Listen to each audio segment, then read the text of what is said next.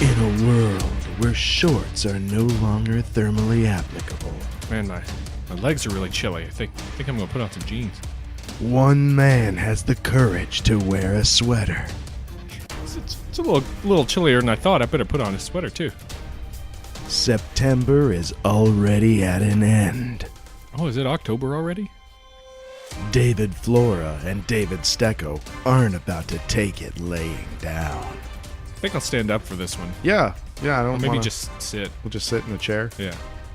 This fall, summer will already be over. I don't have any puns! Is that a cryptid or a monster? We need listener mail! What intro are we going to do this week?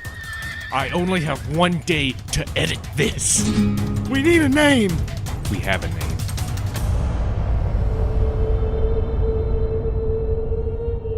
Blurry Photos presents Blurry Photober.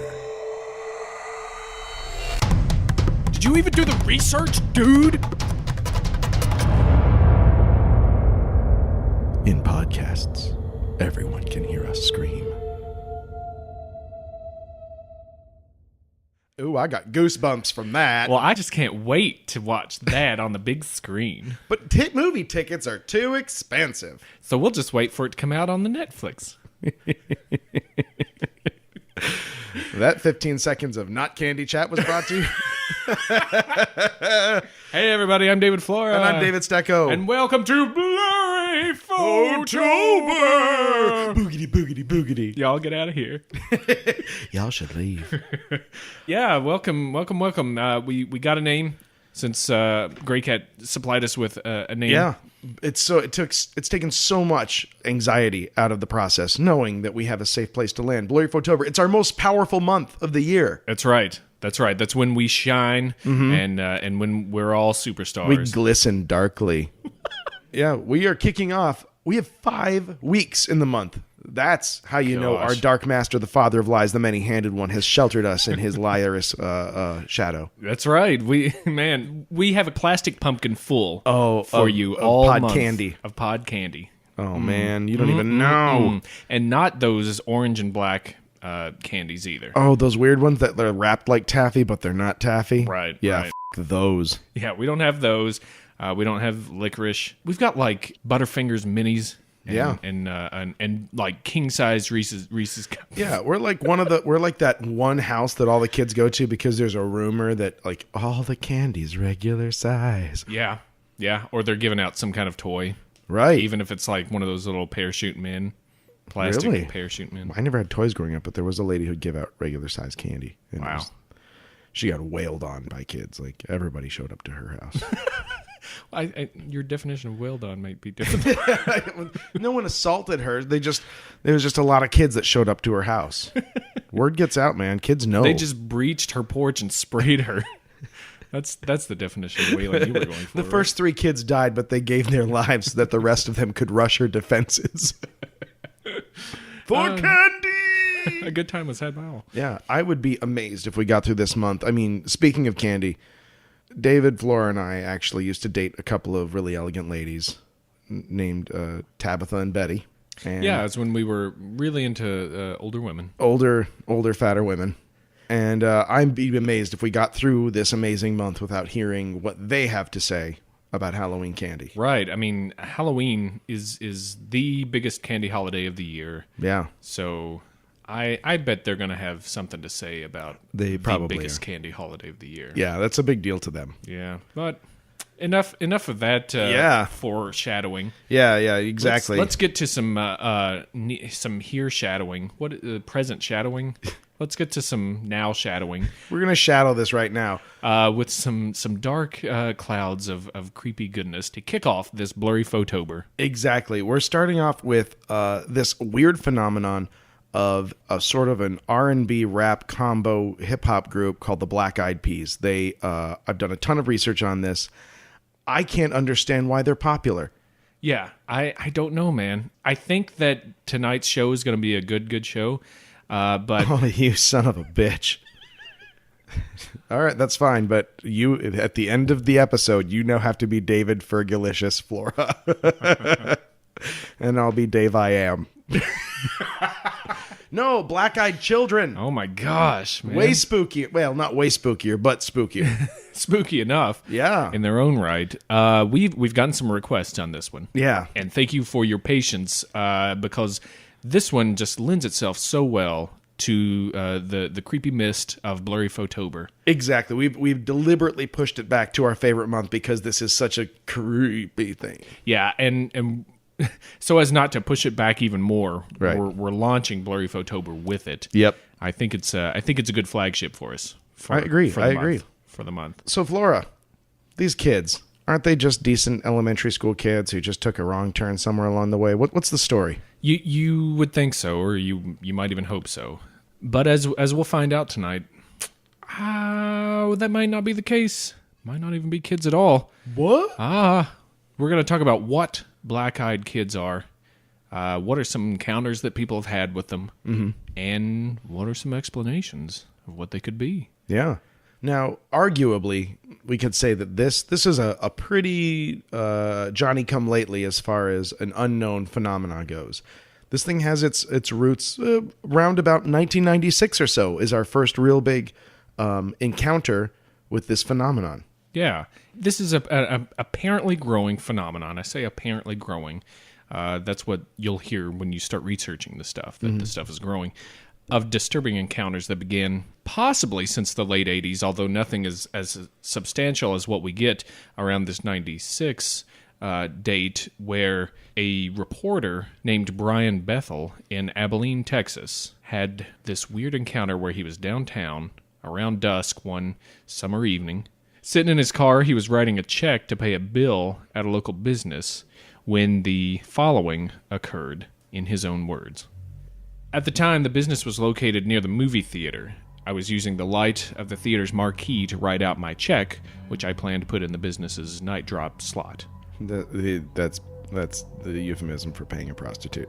Involved in my work, I never heard them approach. There was a knock on my driver's side window.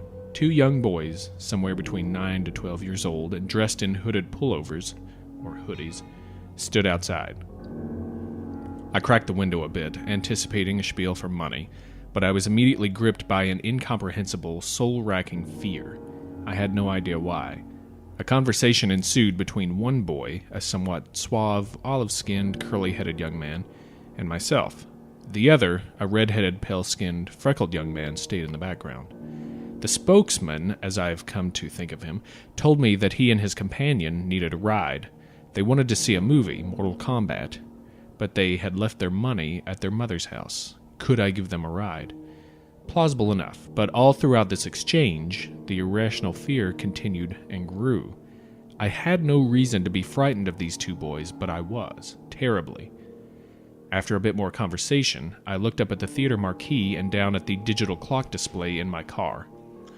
Mortal Kombat's last show of the night had already started. By the time I could have driven the boys anywhere and back, it would practically have been over. Because, that's when movies were an hour and a half. Right. Not 5 hours long. All the while, the spokesman uttered assurances. It wouldn't take long. They were just two little kids. They didn't have a gun or anything. And that last part was a bit unnerving. Right. I noticed that my hand had strayed toward the lock on the door. I pulled it away, perhaps a bit too violently. In the short time I had broken the gaze of the spokesman, something had changed, and my mind exploded in a vortex of all-consuming terror. Both boys stared at me with coal-black eyes, the sort of eyes one sees these days on aliens or bargain basement vampires on late-night television. Soulless orbs like two great swaths of starless night.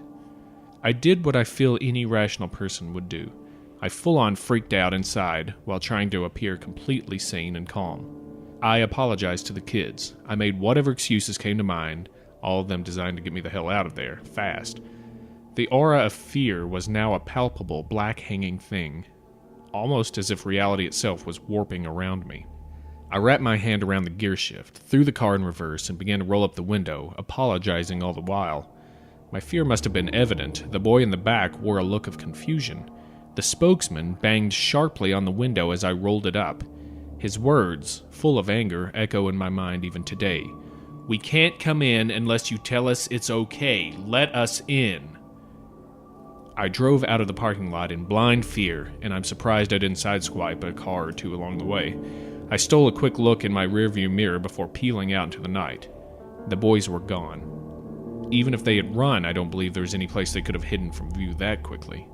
So I wrote down the story of what had happened more or less as a cathartic exercise and shared it with a small group of friends on an email list. From there, it got out into the wider internet and grew and grew and grew. In time, there was a term coined for what I'd seen: black-eyed kids.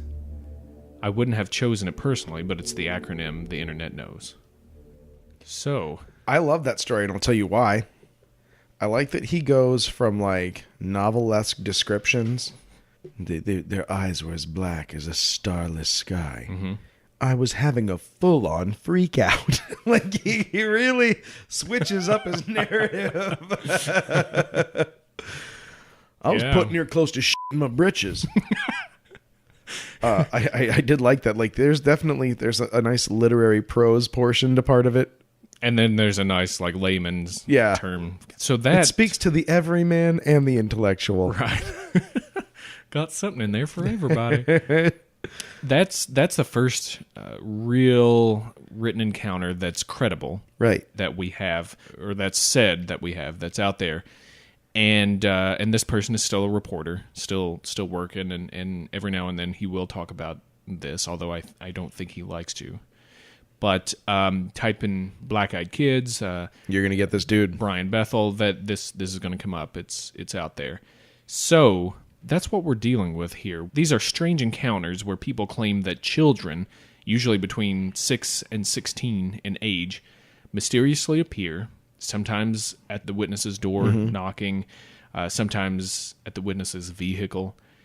And the kids most often appear unusually pale, wearing semi-odd clothing. And by semi-odd, I mean it's not exactly out of place, but maybe like hand-me-downs or a bit worn or something. A lot of times they're wearing hoodies too, hooded sweatshirts. Well, there seems to be a consistency of like a half attempt to keep the eyes hidden. Mm-hmm. Not so clear that it's obvious like they're trying to hide their eyes, but things like keeping their heads down, wearing hoodies, things like that. Right, their heads are usually down, and in odd, monotone, almost rehearsed speech, they ask to use the person's phone or their bathroom, or they ask for a ride somewhere, or they ask for dinner or something. And accompanying this oddness is a frequent sense of something wrong or sinister, an uneasiness or downright dread, and then they look up, and you notice the eyes are spheres of pure black, like little oil globules in the North Atlantic on a moonless night after you just broke up with your girlfriend. Yeah, see? See? Now we can all do it. I was so scared, I had to keep myself... all I said is, do not piss my pants. But when I looked into their darkened eyes and I realized that all hope had fled from my soul and I was lost on a sea of complete misery. And then I did piss my pants. But that story, I mean, the initial account has all of the elements that everyone else's accounts have. Mm-hmm, it is that the fact that the kids are speaking in a manner that doesn't quite match their age, whether it be from a rehearsed perspective or the vocabulary used, that there's just a lot of little things that don't quite add up. Right. But it always comes down to this need for entry, for access. They have to be granted access to wherever you are. People often tell of the kids seemingly knowing what the witness will say or do just before they do it, and also of a feeling sometimes that is compelling them to open their door or let them in, or maybe they just catch themselves, ready to turn the knob or something.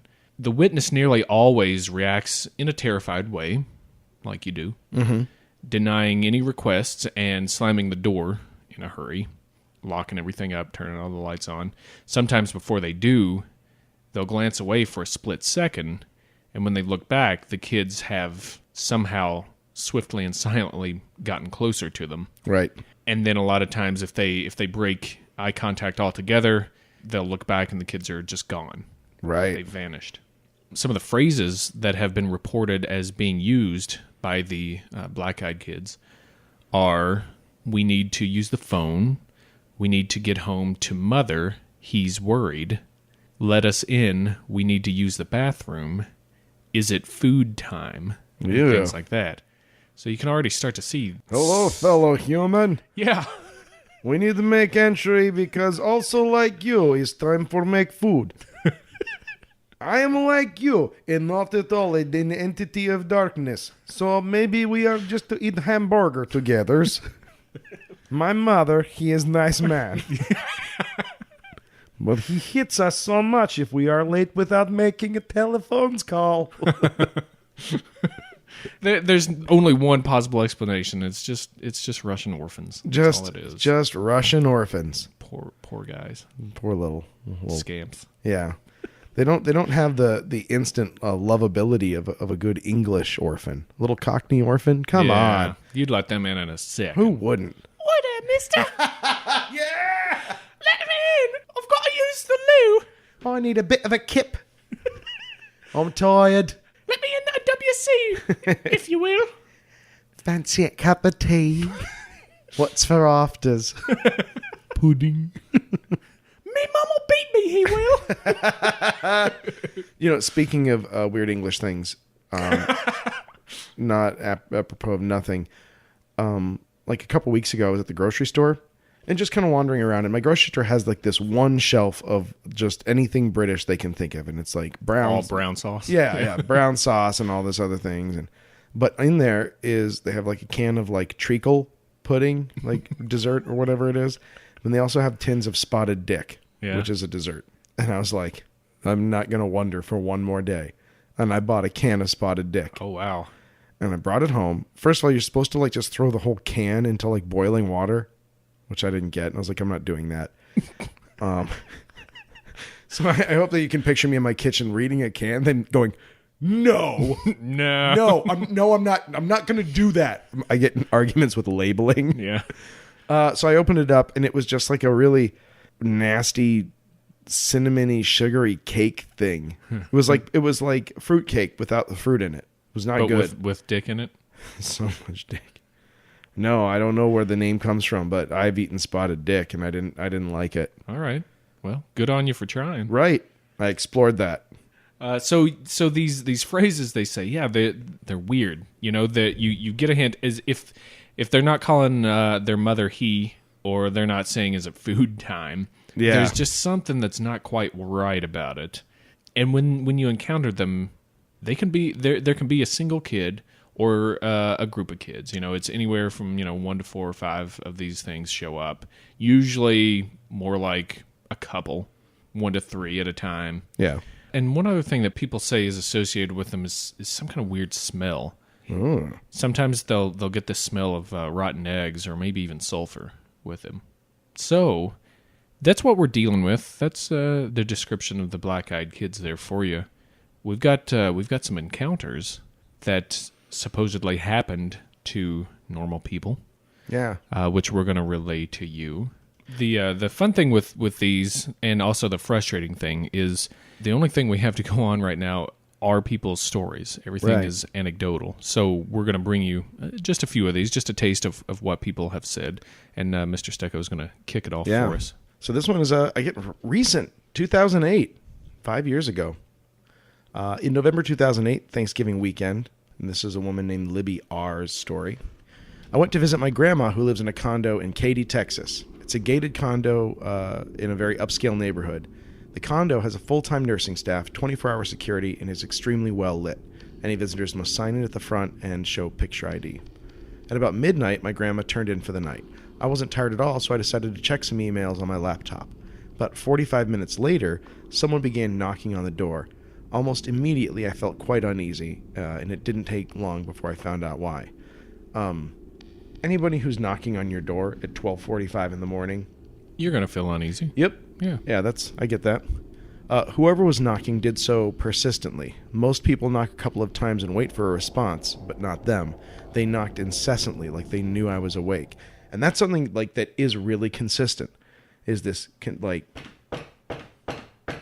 Like, it just doesn't stop. Yeah. They don't wait for anyone to show up. They just knock and knock and knock and knock. Yeah. Or it's a really rhythmic with a pause, kind of like da-da-da, da-da-da, da-da-da, You're right. da-da-da kind of thing, too. Yeah. I stopped only to put on the silkiest negligee before I went to the door. I had been thinking of an ex-lover at the time. Is that not the story? Wait. Switch tabs, dude. As I approached the door to look through the peephole, I was extremely surprised to see 2 young kids standing there. At this point, my uneasiness turned into dread. At first glance, they looked like 2 normal boys. The oldest of the 2 must have been no more than 16, the younger one 12. Thinking they must have had the wrong condo, I began to unlock the door. The feeling I had, though, stopped me from sliding the chain off the door. I opened the door with the chain still on and said, "May I help you?" The older boy did all the talking, while the younger one looked down at his feet. "Miss," he said, "can we please come in to use the phone? Our ride never came for us and we need to call our parents." Before I could even reply, the older boy looked straight at my eyes, and what I saw sent shivers down my spine, even now. Because the corridors are so brightly lit, I was able to see the boy in vivid detail. The boy's eyes were solid black, not a speck of white anywhere. Strangely, as we made eye contact, I almost felt compelled to open the door, but I didn't. As I stood there staring at these kids, the older boy spoke again. He began to demand to be let in, saying it would only take a few minutes and then they would be gone. Instead, I told him to go to the front office. Someone would help them. I shut the door and locked all the locks and made a call to the front desk to let them know that there were a couple of kids roaming the complex, knocking on doors and trying to get inside. I don't know when they left my door. I was too afraid to look. I do know that after a thorough search throughout the complex, reviewing the sign-in sheets, they found nothing. None of the residents had any young visitors. Who they were and where they came from is something I'd rather not know. I told my grandma what happened, but I left out the terrifying part. I worry about her safety on a daily basis. So what did she tell her? There was a knock at the door, and then I got up in the morning and had some coffee. Yeah. Hey, Grandma, I mean, like, what? There's hooligans that run amok in your building late at night, but I didn't tell them what color eyes. I didn't tell her that part. And we should really make clear here, when we talk about black eyes, we're not talking about really big pupils. We're talking about the whole sphere of the eye just being black, almost like a shark or a rat's eye. Yeah, the sclera, which is the white part of your eye, the pupil, the iris, all of that, just a uniform, glossy black. Yeah. Boogity boogity. Not cool on a person. No, it's like, what was the thing in X-Files? People had that. Oh, they called it oil something? Yeah, it was like a weird living oil that would infect people. Mm-hmm. Huh, yeah, that's a nice typical encounter. Yeah, and the spooky thing about it, to me, is that it does these kids just show up at random. They come to you. Like, you don't have to be in a bad part of town or in a spooky old house. They'll show up at your brand new damned condo. Yeah. Gated community. Right. That ties into the story that I've got lined up for you. This one comes from a Marine who was stationed at Camp Lejeune, North Carolina. And he said, "I live in the infantry barracks off of River Road. I recently had a rather strange encounter with a pair of black-eyed kids. I live on the 3rd floor of the barracks that have open walkways on the outside and the rooms on the inside. This happened on a weekend back in November 2009. It was a weekend, so almost every Marine was out, either home, drinking, or sleeping. Only a handful were left in the barracks awake. I'd stayed in that weekend because I was broke and had no money to go out. Oh. I was watching a movie when I heard a knock at my door. Figuring it was my roommate who'd lost his key again, I went and opened it. Instead of a drunken roommate, I found 2 little kids standing on the walkway. Only these kids freaked the hell out of me. I don't know what it was about them, but as a Marine, we're always told to listen to that little voice in your head because it might just save your life from an IED. Right then, that voice was screaming at me to shut the door and lock it. Break these children's necks now." There was also the fact that these kids had absolutely pitch black eyes. I mean, no white or any other color to them whatsoever, just black. But I pushed those things aside and asked them what they were doing there so late. They responded by saying it was really cold out and they wanted to come in and read. I was confused as hell because I've never met a kid who wants to read. But seriously. Also, there was no mention of any parents or anything else you'd expect a lost couple kids to say. I couldn't take my eyes off their pitch black eyes. It was like they were sucking me in. I felt horrible and was suddenly frightened for my life, like I needed to immediately take cover. They just stared at me with those damn eyes. I took a quick look up and down the walkway to see if any other Marines were out. There was nobody in sight. I turned back to the kids, who I noticed had taken a step forward toward me. I got the feeling like I was being hunted, like these kids were predators and out for their next meal or something. Instinct gave way to reason, and I decided to listen to that voice and shut the door and locked it. I heard soft, constant knocking for the next 5 minutes before I heard my window rattle, and then nothing. I went down to the officer on duty the next morning and asked him about it, and he said he hadn't heard or seen any kids in the area at all, and dismissed it, saying I'd probably had too much to drink last night. Only I hadn't been drinking at all or anything like that night. I don't know what or who these kids were, but I doubt any of the families here would let their kids wander around at night on a military base. That adds a new element. Yeah. Trying the actual window, that's kind of new. Like really, really trying to get in there. Yeah. The thing, again, that I find so fascinating is that these kids, these whatever they are, they need to get into that place. They don't need to get into a place. It's not like they just go down the row and just wait for someone else to let them in. They ask right there, and if they don't get in, they disappear. So I always find that really fascinating. Yeah. Like that there's a reason they're picking the place they are. It's not random. It's so weird. I'm not familiar with how military bases work. Do you know much about them? A little bit. You need some kind of clearance to be on them, right? Oh, yeah. You have to go through a guardhouse to get into any military base. You have to go through security.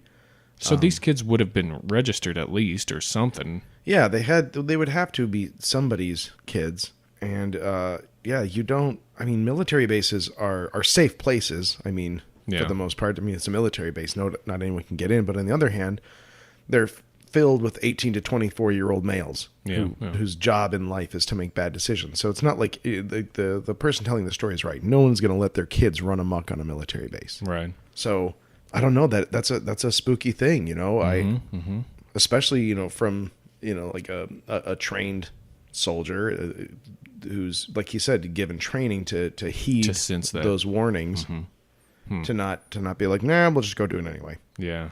Interesting. Well, we got one more for you here. Keep it on this creepy train. No, this creepy train's all toot toot, beep beep, honk honk. I've got a great story from Ireland. Uh-oh. Yeah. So watch out, Peter. You're not safe either. Peter, tell us if your friends wrote this. Yeah. I'm going to do this. I'm just going to do this in my own voice. Yeah. I don't think we'll be enhancing this story with an Irish accent. And we're not drunk enough. See, sometimes we exercise a bit of judgment. Yeah, we're discerning when it needs to be. Sometimes. Don't get used to it. It was warm the night Karis Holdsworth, Irish name. Karis Holdsworth walked into her apartment from a friend's house in Lisburn, a city of 71,000 in Northern Ireland near Belfast. Then 18-year-old Holdsworth didn't know terror waited for her at home, which probably describes why she went there. If she knew terror was waiting, she probably would have stayed at her friend's house. Or at the pub. Yeah, pub. It was about 10:45, she said, that night in 2009. Again, so recent. It's true, yeah. And I was only 18 and had a small flat in a very rough part of the neighborhood. That's why it unsettled me when I saw two boys standing in my small patch of grass, which I called my yard. The boys, one about 16 years old and the other 13 or 14, stood with their backs to Holdsworth. I edged around the corner, and as if they knew I was there, both turned around to face me at the same time. They were just boys. As the teenagers turned to face her, she felt more unsettled. I felt raw fear when I laid eyes on them. Holdsworth stopped a few yards to them, a fist in her handbag wrapped around a tin of pepper spray. I was ready to defend myself if one of them made any sudden movements, she said, but they didn't. They seemed to know what she was thinking. No need for that, the older one spoke, calmly and maturely. We just want to borrow your phone, miss. Her knuckles began to turn white as her grip tightened on the pepper spray. They looked like any other teenagers from around these parts, she said. Hoodie, jeans, grubby trainers. Running shoes to us Americans. Oh, yeah. And while the older one spoke, I zeroed down on his eyes. They were pitch black, no trace of white or pupil at all. Further depths of terror rushed through her.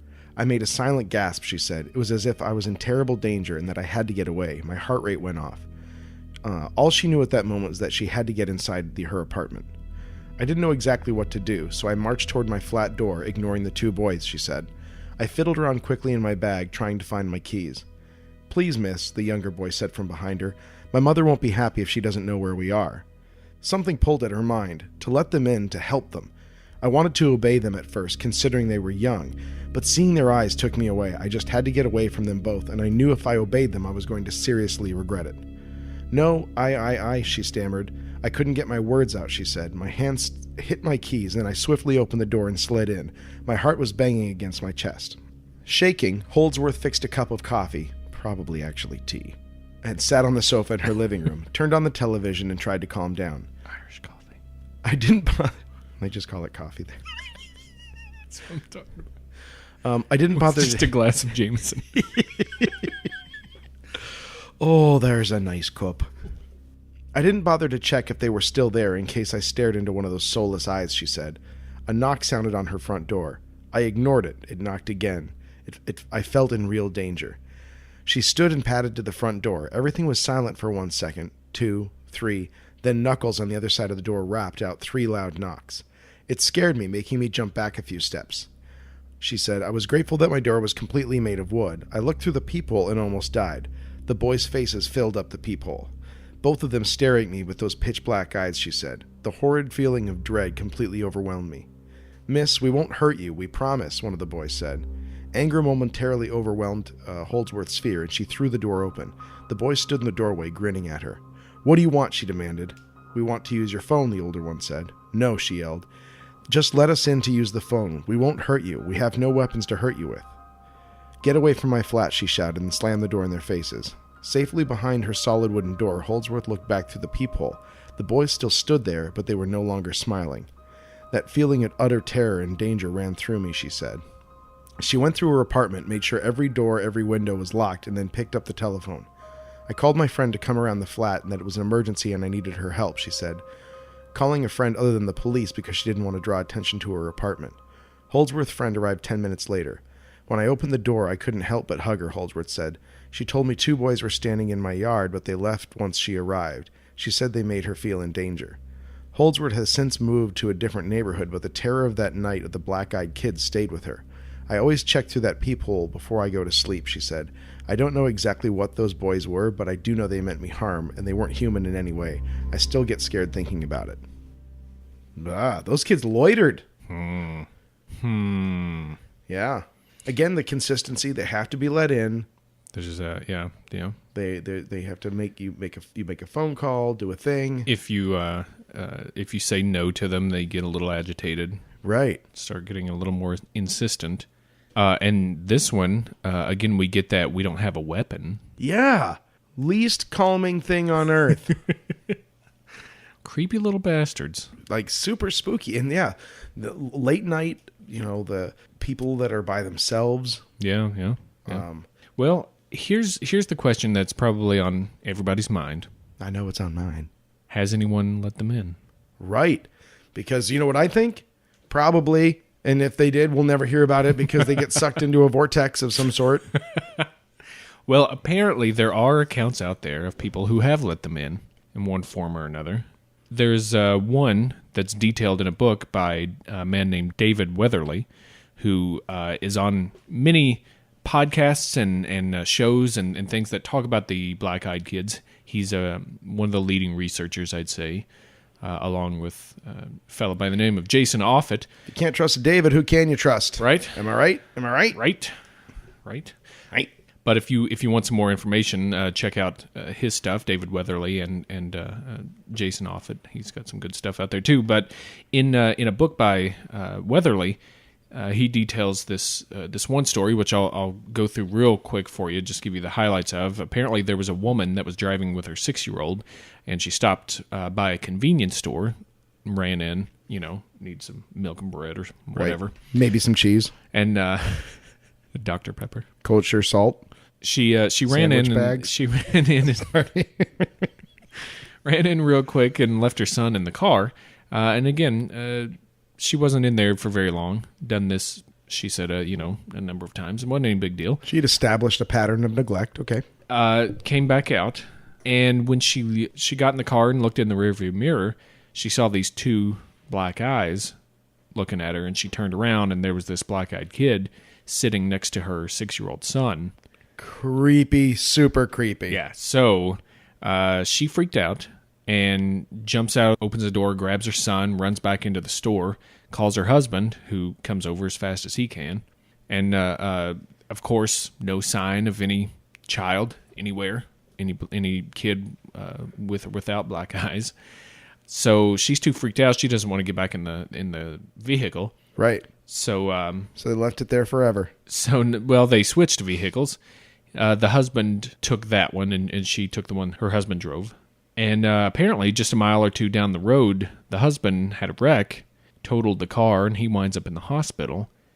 And then shortly thereafter, the son gets sick with a number of different symptoms, and they can't figure out what's wrong with him. He goes through many, many different phases of this sickness. Once they think they've got a handle on, oh, well, it's maybe measles. Well, then it changes and becomes, the full-on house episode. Yeah. But luckily enough, both the father and the son recover, and everyone lives to tell the tale. That is pretty much the closest thing we've got to a survivor story. Survivor story of this, yeah. Yeah, because I've got one here too. Of a woman who let them into her home. Ruh-roh. Yeah, she got the classic, because your car story is interesting in that it didn't seem to need permission. It was just already in there. Here's the deal with that one, which this is why having a short episode, we could talk forever about these things, but the kid apparently invited it in because it wanted it to come over and play. Oh. It was around the same age, and thought, well, it could be a playmate. So clever girl. Way to get him in there. All right, so this is what happened. This is how the story reads. I was sitting in my bedroom at home when I heard a knock on the door. It was not too late, so I didn't hesitate opening the door to whoever it was. When I opened it, there was 2 children standing there, and both were looking at the floor. Yes, I said. The taller one asked if they could come in as they were lost, and the other boy needed the toilet. I live in an area where it's very easy to get lost, and I just assumed that they were telling the truth and was looking down because he was shy, even though the one talking spoke very confidently. So I let them in. The one who needed the toilet just walked in straight up the stairs, so I shouted, "It's up on the right." I don't know why I didn't find this strange, but most toilets are upstairs, and he was just young, so I didn't think of anything of it. Incorrect. Right. Who says most toilets are upstairs? And who keeps track of that? I told the other one that the phone was down the hall. "Thanks," he said, and he started to walk down the hall. I followed him, and then I suddenly came over with a really awful feeling, like something bad was going to happen. I became very nervous and a bit shaky. I still can't explain how that happened. The boy stopped at the phone and paused. "Everything okay?" I asked. He turned to me and looked up, and that's when I saw his eyes, and trust me, I will never get that picture out of my head. I was so scared that I couldn't even scream. As I turned to run down the hall, the other kid was standing at the end. I became very dizzy and struggled to stand up. He walked closer to me and said that they had been sent to collect me. I still couldn't bear to look into his face. I pushed away from him and ran into my front room and slammed the door shut. I was in so much shock about what was happening I couldn't think straight. This is something that you don't even expect to happen, even in the movies. After standing against the door for around an hour or so, I finally got the courage to make a run for the back door.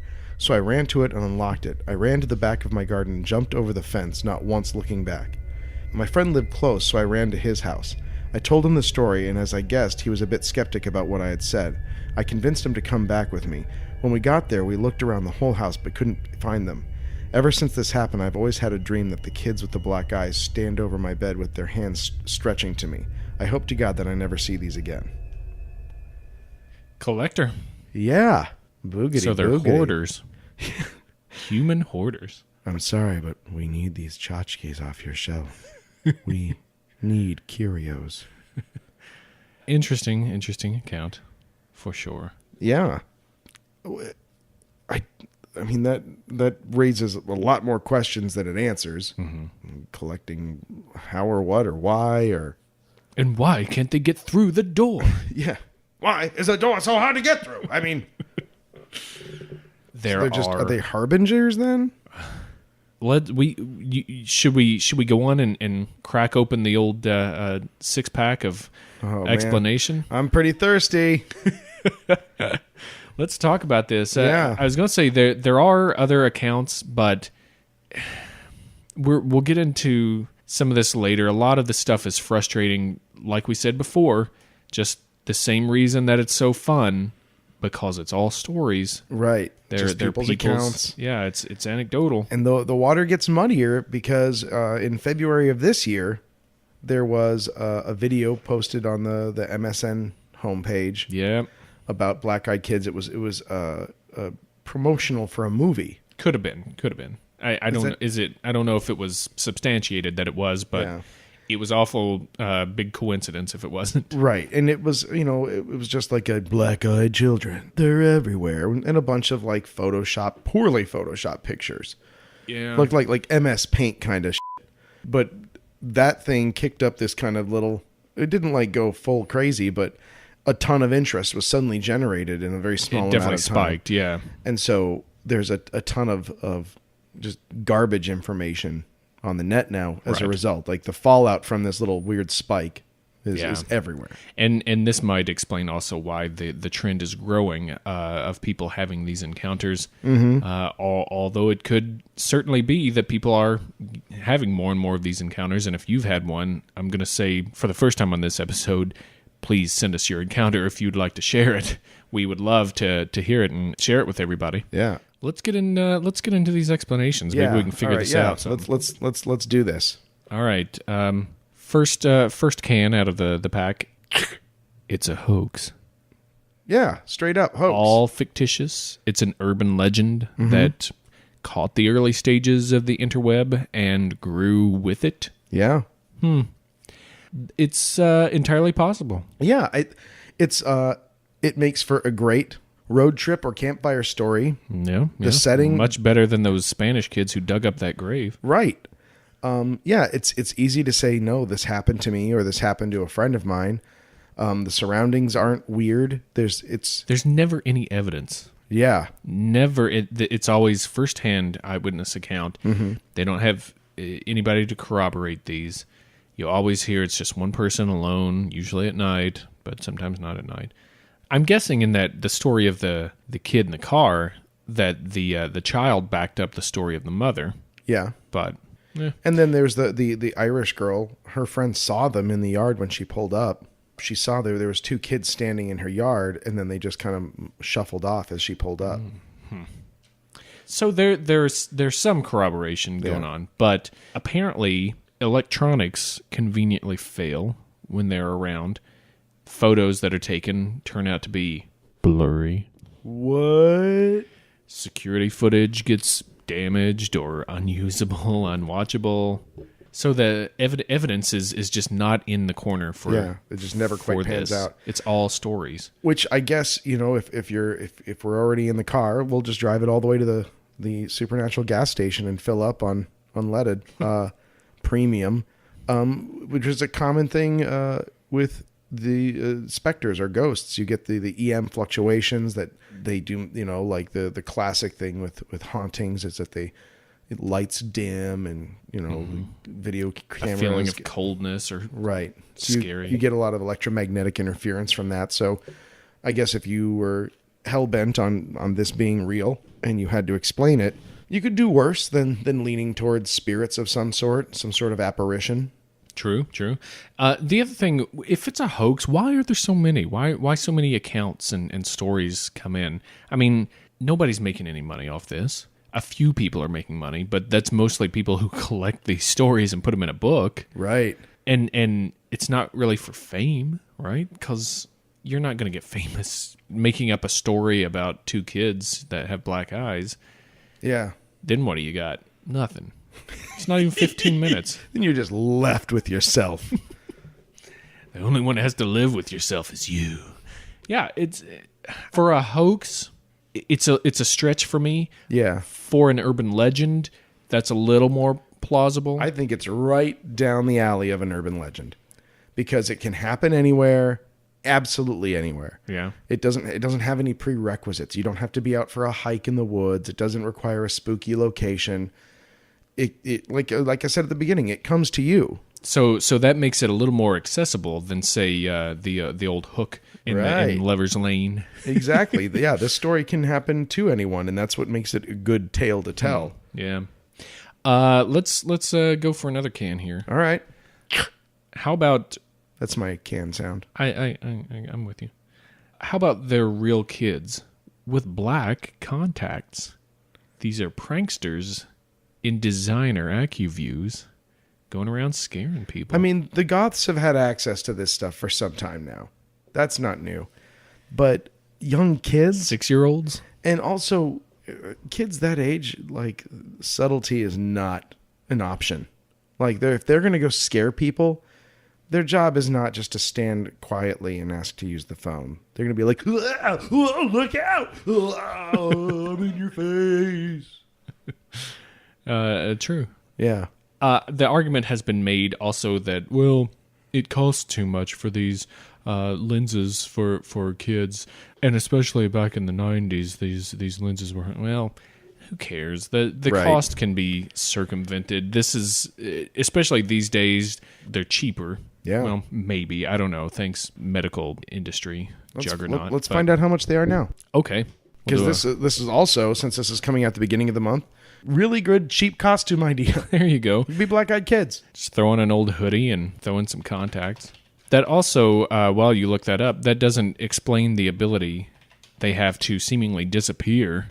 Also, these contacts aren't covering up their whole eyeball, are they? I guess they can. Yeah, you can get black scleral full eye colored contacts for $99. That's not that expensive. No. It's expensive to me, but that's not Right. these jackass kids that come from money. You can get that at coloredcontactshut.com. Wow. Yeah. That was the first thing that popped up. You know what though? Let's take it to the limits because our listenership deserves it. Take it to the bridge. Let's see what Can I take it to the bridge? Yeah. All right. Amazon's no good, but there's 1,000 places on the internet for $100 or less. You can just get yourself some black-eyed kid contact lenses. So All right. There you go. Yeah. That to me though, that invalidates the cost question. Yep. That it's too expensive. Yep. Easily gotten. But the ability for these kids to disappear, that's what I think nullifies this as well, and the fact that there are kids as young as maybe 6 or 7 that are doing this. Those eyeballs are not the same size as normal people's eyeballs. I thought your eyeballs are the same size from when you were born to when you die. No. I didn't think that was right. No, that is sounds not dumb. correct. Anyway, Yeah. There's nothing you keep throughout your life. Your entire body. what about your dignity? Absolutely Good not. luck. I think that absolutely every portion of your body is renewed every 7 years. Nice. Well, that explains why I'm an asshole now. Yep. Used to be so great. Man, I had so many friends. I was a different man then. Literally. Yep. All right, next one. Still real kids, but with a medical condition or on drugs. Nope. I mean, okay, wait. Medical condition? Nope. Right. Well, the argument that's made for a medical condition is that it's some form of a mydriasis, which is the normal pupillary response to the dark. You know, your pupils get bigger. This is what the doctor does to you if they need to dilate your eyes, and you know they induce this mydriasis. I think that's how you pronounce it, right? Sure. And apparently some drugs can induce dilation as well, including LSD, mescaline, shrooms. You know, the drugs of choice for 6-year-olds. Oh, yeah. Lots of 6-year-olds. But in their favor, hand-me-down, somewhat shabby clothes, hoodies, out on the streets late at night, all of that fits pattern of drug use. That's true. Willingness to harass a stranger for food, money, whatever. Use their phone, use their Yeah. bathroom, have food time. And again, like, I don't want to keep harping like the nitpicking one example, but the Irish girl, these kids saw her enter her house. So They seem to be waiting for her. yeah, or perhaps they were just in the area and they're like, oh, there's a lady. Yeah. Let's ask her for some shit. Yeah. You know, like that. I can see that. that aspect of it. Yeah. That tie-in. Mm-hmm. Yeah. I find this one hard to believe. Now, you're talking more along the drug line. Right. I mean, use. I'm not saying I really buy the drug story either, because there's like eyes are something that people key off of. Everyone knows how difficult it is when you're trying to have a conversation with someone that has maybe a slightly wonky eye. It is. You're yeah. Like, but the eyes are something that everyone keys into. It's a focal point as human beings that we look for. So people are very, very conscious of any changes or differences in someone's eyes. Yeah. People notice those very meticulously and not consciously. You know what I hate? What? I hate forehead lookers. Oh, yeah. I hate people that can't look you in the eye, but they look you in the forehead. Right. Makes you think something's going on. Yeah. But you realize that that's just how they're doing. You know, that's how they talk to everybody. Yep. They can't look you in the eye, but they look at your head. The minute you said that, I started looking at your forehead, and I was like, he doesn't seem to notice. Then I realized, oh, he's looking at my forehead. So we're just doing a bit to each other that will never be noticed by either of us. Maybe all those people's friends are forehead lookers too, so they can't correct it. It happens more than you think, and as an actor, it's supremely frustrating. Oh, yeah. It's hard enough to get connection on stage, especially as an improviser. Mm-hmm. Like, you need every single piece of information you can get. And if you have a person that, for whatever reason, is unwilling to make eye contact, that's... I would say takes away. Yeah, that's a huge problem. So this one doesn't sing to me. Again, the whole eye being black, you can't get your pupil to swallow your eye up. I don't think. Nope, it doesn't work that way. You would be in some serious trouble, which maybe you would need a phone to use then. All right, so I've just talked myself into it. Here we go. All right. Vampires. Okay. Undead children looking for a snack, maybe. Yeah, all right. They have to be invited in. Classic vampire rule. Traditional. Mm-hmm. They disappear.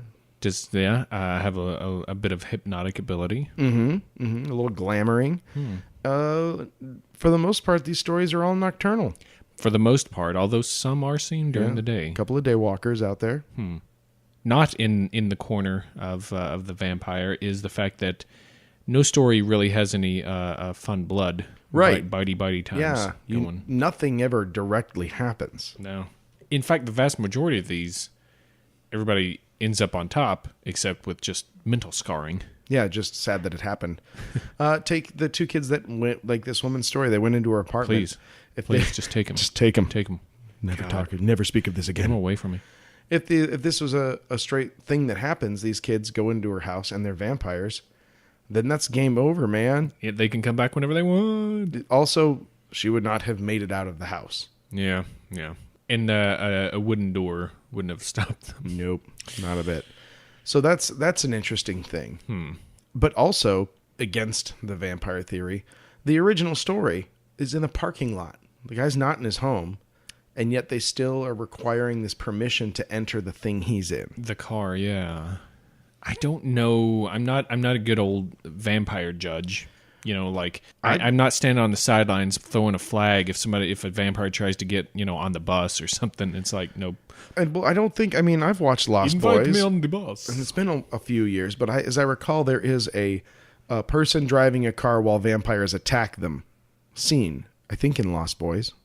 You mean they get in the car to attack, or no? The person's trying to flee from them in a car, and the vampires are like attacking them through the car. They give zero fucks given about the fact that person's in a car. And make no mistake, movies are a completely valid source of information about vampires. The standard of all vampire lore is Lost Boys. You never go old, you never die, but you must feed. It's a great movie. I'm going to watch that. That's going to be a good October movie. So vampires. It feels like we're getting a little closer, but narrowing it in. But it's vampires. Boy, yeah, that's getting closer. Yeah, right. So okay, one more here. Okay, well, two more, but here's the first one: hybrids, human alien children, the result of harvesting eggs from human female abductees. I mean, I get that because of Grey's, the large glassy black eyes. Seem a little weird. Yeah, maybe jaunty language. Maybe they're not children. They just appear to be children because greys are smaller and frailer, and a human-alien hybrid maybe, okay. But it still falls apart at their behavior. There is just such an inference of clear sets of rules that have to be obeyed. Yeah. And there's no stories that involve UFOs that are seen around the areas or anything like that. And also, this just doesn't, aliens travel the cosmos. They find us. They find a way to make their genetic code compatible with our genetic code. They create hybrids. And then they're like those guys that are selling magazine subscriptions. They just drop them all off at the end of the block and have them go door to door. Excuse me, sir. I do not mean to interrupt your evening. This will not take more than a few moments of your time. My name is James, and I want to go on a trip to Paris. To do that, I'm selling magazine subscriptions. Do you enjoy magazines? We have a great many magazines for you to choose from. We have Golf World, Fitness Man. We also have Entertainment Weekly and the Huntington's Tribute Post. All of these things can be available to you at a steep discount. The more you order, the greater the discount, and I can get enough points to go to London. You've done this. I've listened to these spiels. Oh, no, you've done this. I've been to London, dog. You were a good little robot salesman. Yeah, but have you ever heard those spiels? That's exactly how they sell. They come to my house asking to sell the Chicago Tribune, and I'm like, no, I don't have any money. And they're like, well, we take credit cards. And I'm like, I sure you do. Right. Like I'm giving you, some kid, my credit card number. Oh, man. Right. I got shafted by that when I was a freshman in college. They went through the dorms before school even started. And it was just terrible. It's harvest time. Yeah, they did. They absolutely harvested. But you know what? It was a $20 lesson. I can live with that. Yeah. Anyway, this is a popular theory out there that these things are hybrids. I can see why, but it falls apart at the behavior. It just doesn't make sense at that point. Yeah. Why do they need to make phone calls? Yeah. Why do they need to be invited in? The story that you read obviously makes it sound like some kind of alien type. Yeah, the collected part. And maybe what we're dealing with is like the alien board of medical ethics, and everyone has to like sign off even if they don't know what bureaucratic. To. Right. Wow. No, Glip Glorp. We have to get them to say yes to one thing, then we can do whatever we want. But those are the rules. I can't have this project defunded. I need those space credits in the account. Exactly. All right. Well, all right. Do you want to go to a Nebula State School? Is that what you want, Flea Blorp? We need this study. If we don't publish, we're gonna have to just become government scientists, and that's so stupid. Space scientists. Space scientists. We can cross the cosmos, but we're still named Glipglorp. And Flip Flap. Last can in the 6-pack. Okay. Demons. Straight from the bowels of hell. I am more inclined to believe that than anything. What about Jinn? You know what? That is my personal theory. My personal theory is that it is a Jinn-style phenomenon. Not necessarily Jinn directly, but something like that. Another dimension, something that has a set of rules. They need to pull people over. If I was going to go down the path of saying this is if I had to write a story in which this makes sense, that would be the framework. Yeah. Let me be very clear that I don't think that's what's happening. But if it was my job to write the short story that kind of sews all these disparate points together, that is the approach I would take. Yeah. Got an evil aura about them, interdimensional, needs to be invited in. What if that's in your body? Oh, sucky. Yeah, the demons thing really, it has the least stench on it in terms of supernatural explanations to me. I mean, Jinn, what if it's like Jinn in training or something like that? Junior Jinn. Jinn Junior. Jinn Junior. We're both trying to find a way to get it to gin and juice. I just know it. Junior. Junior.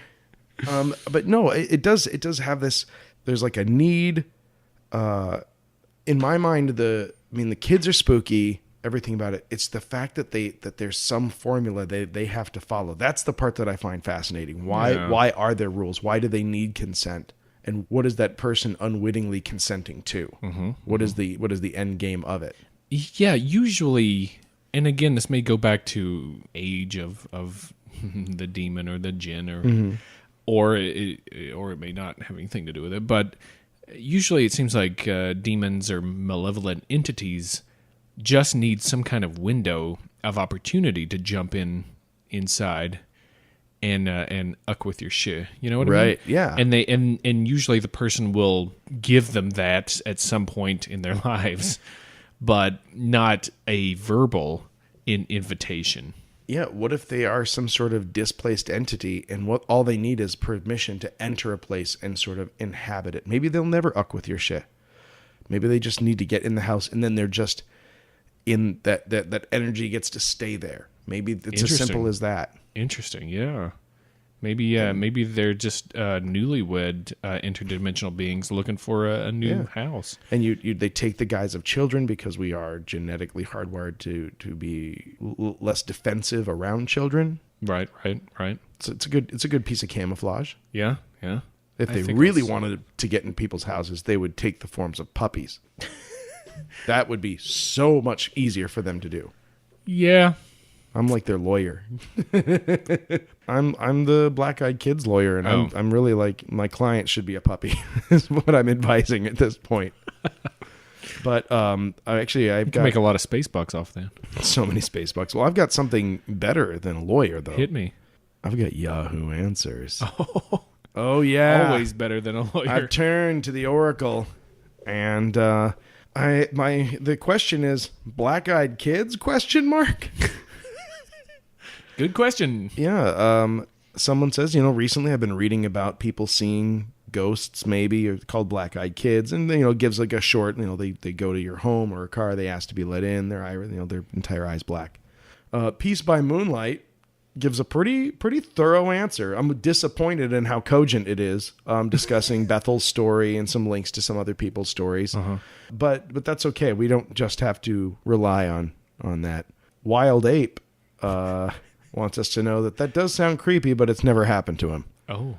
Justin S., however, knows what's going on. Oh, hit me. Yeah. Justin S.'s reply is, drop this subject now. Do not go any further into your studies about this. Do not attract any more attention than you already have. Yes. They are violent entities. Do not look at them in the eyes. Do not touch them. Be careful what you do. The chain of communications might have been sprung already. Oh, no. Whatever you do not let them in your house. Yeah. So he knows what's up. Yep. Watch yourself. Why doesn't he write a book? Because he's dropping that's it. He doesn't want to get into a discussion. Do not look at them in the eyes. Yeah, their eyes cannot be looked at. But however, Kiui, Kiui, also is not it's not his first rodeo when it comes to the supernatural. No? I've seen ghosts and I can sense them and I have normal eyes, but I've seen somewhere those kids. See picture in Google. So genius. So of course. Yeah. So yeah, we got that. Silver Lining. Oh, this sounds nice. Yeah. Says, nothing like that. I've seen 2 ghosts, but they both had regular eyes. One blue, the other dark, but there were features. I'd be creeped out if I saw a black-eyed kid, though. Wrong thread, Silver Linings. Well, I think Silver Linings is just making sure people know that she sees ghosts. So that's really what Yahoo Answers. Yahoo Answers. I'm disappointed at your lack of fundamentalist capitalization. Yeah, and I was hoping to see someone say points. These are demons. Some people are totally convinced they're demons, and the devil is just using his children as minions to get into our souls. What's weird with this, we say that it's a recent phenomenon, or it's said it's, fairly recent, last 20, 25 years. But could it have been described differently based on culture and the time in history that it happened? Yeah. This could have been going on forever. It's just been described differently by different people and throughout history. So maybe it has been demons or jinn that are coming to people's doors and doing this. And historically, there was a lot more displaced kids, street urchins, things like that. That was a much more common thing, just to see a kid coming up to a door saying, "Excuse me, sir, I'd like crust of bread, please." Are you my mommy? Right. Oh, man. Creepiest Doctor Who's ever. One of the best.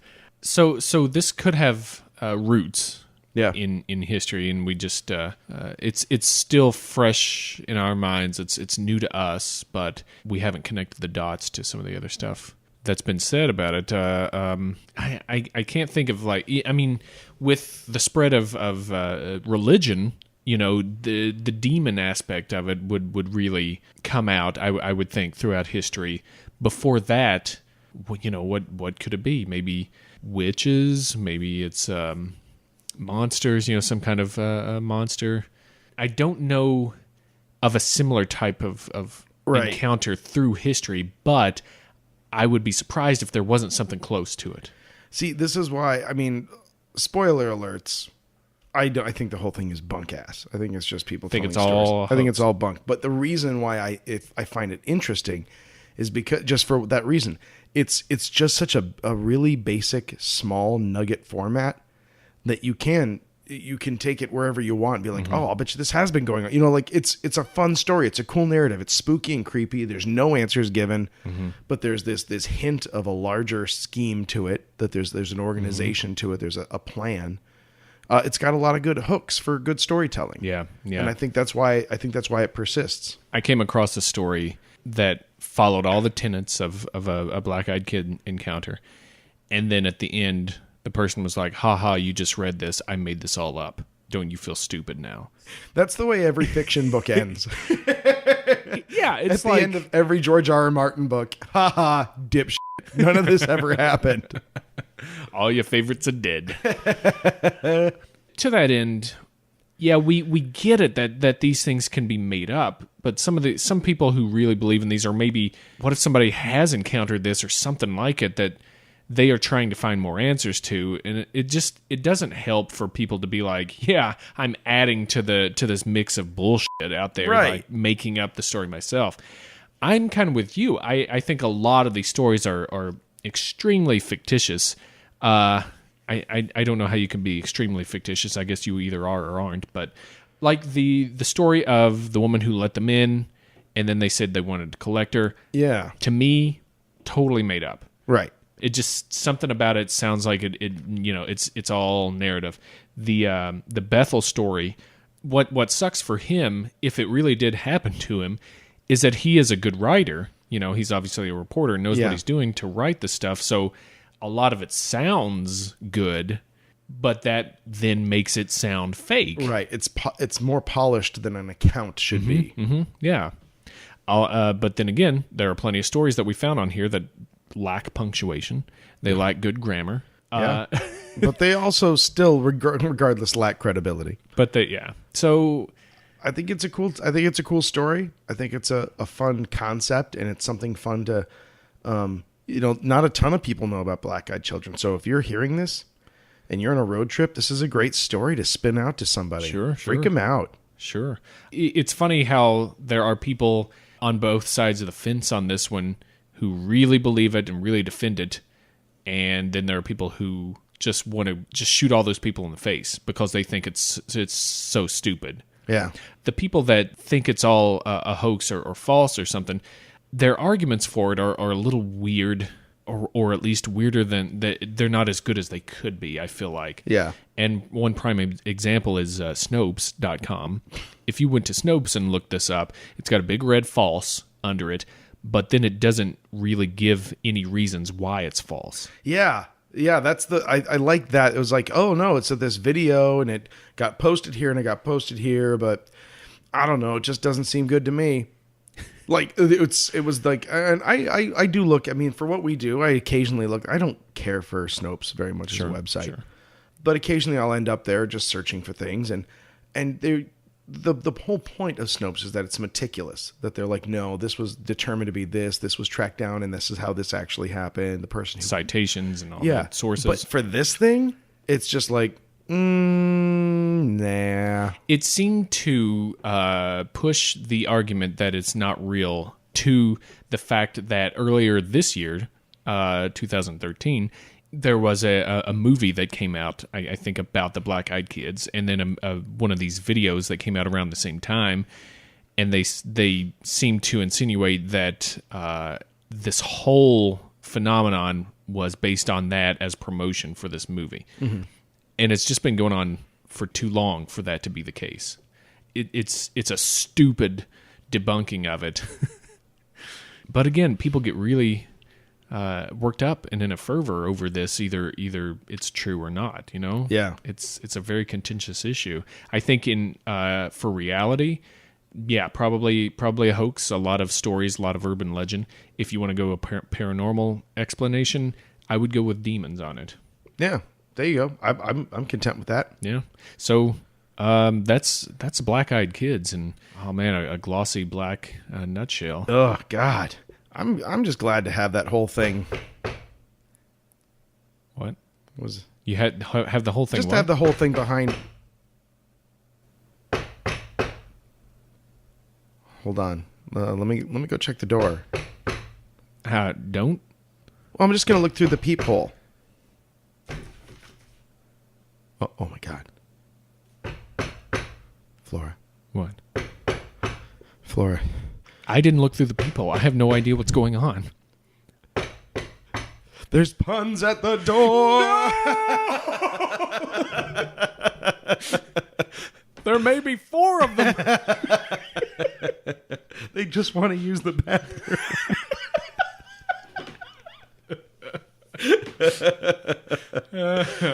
Lisa, just want to have a bit of a piss. Crust bread, bit of a piss. Oh, Want to use your mobile? All right, you're up first, Flora. Mentalk has decreed it so. I'll start out in the minor leagues on this one. Okay. Which implies that you're moving to the majors with your next one, so I like that. Oh God, what have I done? I really struggled this week. I don't know what it was. I don't know if I was hypnotized, but I've got a store that sells leather goods. Nice, but they've all been treated and are dyed. Oh, okay. You can get a lot of motorcycle stuff and sweet, but they're all for children. They're all for okay, all right, the youngins. Yeah. Get them into the lifestyle. Yeah. It's called the Black Hide Kids. Oh. Womp, womp. Yep. All right, I've got one for you. I'll be in the minors for a while. There is Toledo Mudhounds. There is a it's been discussed. People have had interactions with this where they'll be, just going about their business during the day, and they'll be accosted by kids that are just asking the worst questions like, do you think Justin Bieber and Selena Gomez will get back together again? And the thing is, their eyes are just vacant. Oh God, they're blockhead children. They're just dumb kids. That's too true to be funny, dude. Too close to the real. Oh gosh. What do you got, Flora? All right. Let's see if this one will bring me up. Let's see if I get the call up. I've got kids with weird eyes that are actually trying to help solve the fact that they're the mystery. Oh, okay. They're the Robert Stack-eyed kids. Oh, I like that. I like little unexplained mysteries. Boom, boom. Okay, I got one for you. Good. This is a terrifying subject people are frightened of, and the best they can do is try to learn as much as they can and prepare for this phenomena that will happen eventually. It is children that no one can possibly understand what their power is, what rules regulate them, and what their impact will be on the world. It's the Black-Eyed Peas children. The children of the members of the band. Oh. Will probably be the most socially destroyed children ever. Wow. Yeah. Boom, boom, pow. Yeah, man.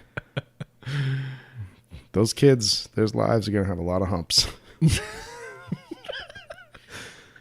Well, them's puns. Them's puns. So I got, real quick, a couple of corrections that I caught myself on. Oh, snap. And from past episodes. I was talking about I think it was in the supplemental episode, maybe. I was talking about some of the swag I got at Dragon Con. Yeah. Did you lie about that swag? Because I will no. slap you. I will slap you. It was about the game Illuminati. Oh yeah. I said it was by Peter Jackson Games, which no, it's not. It's Steve Jackson. Oh yeah, It's Peter not, Jackson would be a film director, right? Yeah. The Hobbit themed Illuminati cards. That's okay. You're lucky we don't have the penalty box here right now. We're bringing it back. We're just waiting. We've said a lot of stuff. Yeah, we talk a lot of shit, people. Call us out, and that penalty box it still is a thing. Yeah, it exists. We're not going to do it voluntarily.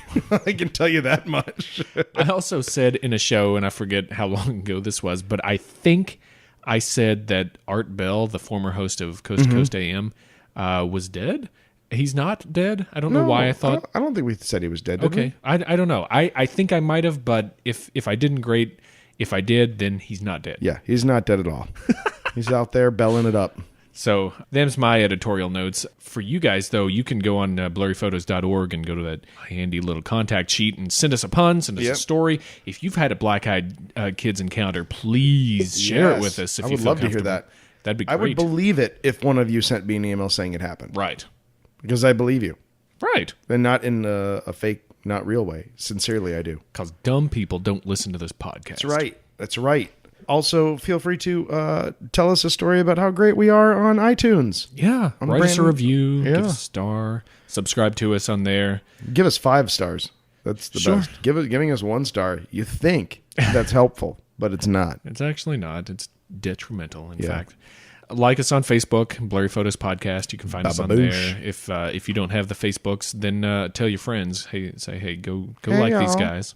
Go on Twitter. Follow us on Blurry_Photos. You can go to YouTube. We're at Blurry Photos Podcast there. Mm-hmm. We're at Stumble Upon. If you're a Stumble Uponer, then go find us and stumble upon us.